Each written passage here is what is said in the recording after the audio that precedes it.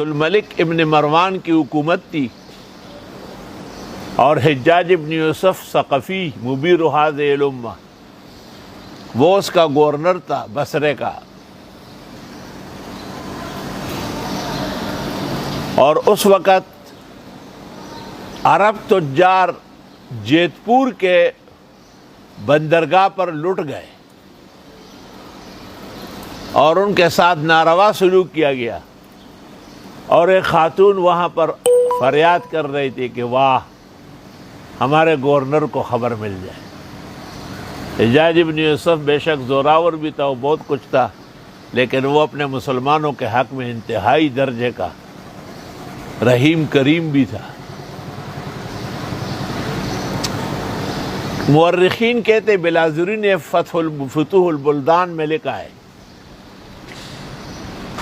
کہ حجاج ابن یوسف نے فجر کی نماز پڑھائی اور محراب کے پیچھے سے فریادیں آ رہی تھی۔ اس نے آواز پر کہا لبیک، میں حاضر ہوں، مجھے موقع ملتے ہی آپ کو ظلم سے چھڑاؤں گا۔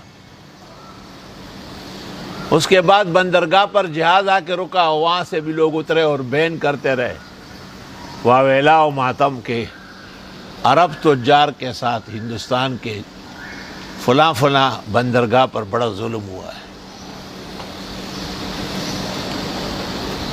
چنانچہ حجاج ابن یوسف ثقفی نے اس زمانے کا جو ناکارہ قسم کا بادشاہ تھا ہندوؤں کا، راجہ داہر، یہ دو بھائی تھے، ایک داہر اور ایک ظاہر، اور ہندوستان آدھا ایک کے پاس تھا آدھا دوسرے کے پاس۔ راجہ داہر کو خط لکھا اور کہا کہ آپ کے ہوتے ہوئے آپ کے ملک میں مہمان تجار بے عزت و بے آبرو کیے گئے، فوراً ان کے بے عزتی کرنے والوں کو گرفتار کرو اور ان کے ساتھ ظلم کا بدلہ لو اور مجھے خبر دو۔ راجہ دائر تو اپنے غرور و تکبر میں تھا، اس نے کہا جائے عربی کا بدو، پتے کھانے والے، اونٹ چرانے والے میرا کیا بگاڑ سکتے ہیں۔ حجاج ابن یوسف نے دوسرا خط لکھا اور اس کو کہا کہ میرے کہنے پر عمل کرو تو بچ جاؤ گے، ورنہ ایسا لشکر بھیج دوں گا جس کی تلواروں کی چمک سے تیرے محلات روشن ہو جائیں گے۔ اور اسی کے ساتھ ہی حجاج ابن یوسف نے عبد الملک سے کہا کہ مجھے سندھ پر حملہ کرنے کی اجازت دے۔ اس نے کہا اجازت ہے۔ آپ نے فوج میں اعلان کیا، آپ کا داماد بھی تھا، وہ بھتیجے بھی، محمد بن قاسم، 17 سال کی عمر تھی اس کی۔ اس نے کہا میں جاؤں گا۔ کسی شاعر نے ان کے حق میں کہا ہے ان الشجاعۃ والسماحۃ والنداء لمحمد ابن القاسم ابن محمدی، بہادری اور سخاوت و شرافت ختم تھی محمد بن قاسم پر۔ ان الشجاعۃ والسماحۃ والنداء لمحمد ابن القاسم ابن محمدی۔ محمد بن قاسم لشکر لے کر کے بلوچستان کے راستے سے یہاں آیا، جب سکر کے پاس پہنچا تو دریائے سندھ درمیان میں تھا، اس کو عبور کرنا تھا۔ تو محمد بن قاسم نے اپنے ساتھ آنے والے ماہرین کو کہا کہ دریا ناپو کنارے سے دریا ناپو۔ جیومیٹری کے علم سے انہوں نے اس کو معلوم کیا اور اس کے بعد تختے کاٹے اسی حساب سے، اور اس کو ایک دوسرے سے جوڑ کے اس پر لشکر روانہ ہوا، پار لگ گیا، تختے واپس کھینچ کے کنارے پہ رکھ لیے، اور آہستہ آہستہ آہستہ راجہ دائر کے قلعے کی طرف بڑھ رہے تھے۔ راجہ دائر بہت بڑے قلعے میں رہتا تھا، اس کا ایک سرا یہاں تھا اور دوسرا سرا جیت پور میں تھا۔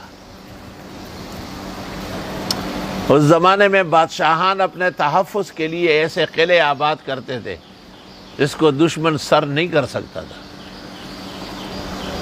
اور اس میں 10 20 سال کا راشن و اناج ہوتا تھا۔ چنانچہ راجہ دائر نے مذہبی پنڈتوں کو بلایا اور ان سے کہا کہ وید دیکھو، گیتا دیکھو، پتہ کرو یہ جو عذاب آئے، مسلمان آئے حملہ کر رہے ہیں، یہ جائیں گے کیسے؟ تو مذہبی پنڈت نے کہا کہ فلاں جنگل میں ہمارا دیوتا ہے اور آج رات کو اس پر پرشاد رکھیں گے اور کل صبح تمام مسلمان غرق ہو چکے ہوں گے۔ راجہ دائر نے کہا اس میں دیر کیوں ہو؟ کہا یا آپ چلے یا آپ کی اہلیہ چلے۔ تو راجہ دائر کا جانا تو مناسب نہیں معلوم ہوا، ان کی اہلیہ چلی۔ جب جنگلوں کے راستے گزرنے لگے تو کسی جگہ اور پنڈت کا ارادہ خراب ہوا، شور شرابہ مچ گیا۔ اچانک ایک خوبصورت مسلح نوجوان سامنے آیا۔ اس نے پوچھا کیا بات ہے؟ خاتون نے کہا میں راجہ دائر کی بیوی ہوں، یہ ہمارا مذہبی آدمی ہے، اس نے کہا ہے کہ ہم فلاں دیوتا کا پرشاد کریں گے اور پھر اگلے دن مسلمان غرق ہو جائیں گے، اب یہ آیا ہے اور میری بے عزتی کر رہا ہے۔ دو روایت، ایک یہ کہ اس کی گردن اڑا دی، دوسرا یہ کہ اس کو کہا اگر مذہبی لوگوں کا قتل جائز ہوتا تو واجب القتل ہے۔ اور خاتون نے پوچھا کہ آپ کون ہیں؟ کہا میرا نام محمد بن قاسم ہے۔ کہا وہ جو اس لشکر کا سپہ سالار ہے؟ کہا بالکل۔ کہا یہ کیوں؟ کہا آج رات کو میری ڈیوٹی تھی چوکیدارہ کرنے کی، حفاظت کرنے کی۔ کہا ایسا کرے کہ مجھے میرے شہر چھوڑا ہے، میں تو خود نہیں آ سکتی، یہ مجھے لے کے آیا تھا ناکارہ پنڈت۔ اور جب شہر لے گئے تو کہا کہ یہ بڑا قلعہ ہے، اس کے اندر قلعے میں لے گئے تو کہا کہ سامنے کمرہ جو ہے نا اس میں اور راجہ دائر دونوں ہوتے ہیں، اور یہ دریائے سندھ میں کھلتا ہے پیچھے سے، میں 2-3 دن منت سماجت کروں گی، وہ مان جائیں گے، نہیں مانے تو آپ پھر اس کھڑکی سے داخل ہو جائیں، ویسے آپ قلعے کو فتح نہیں کر سکتے۔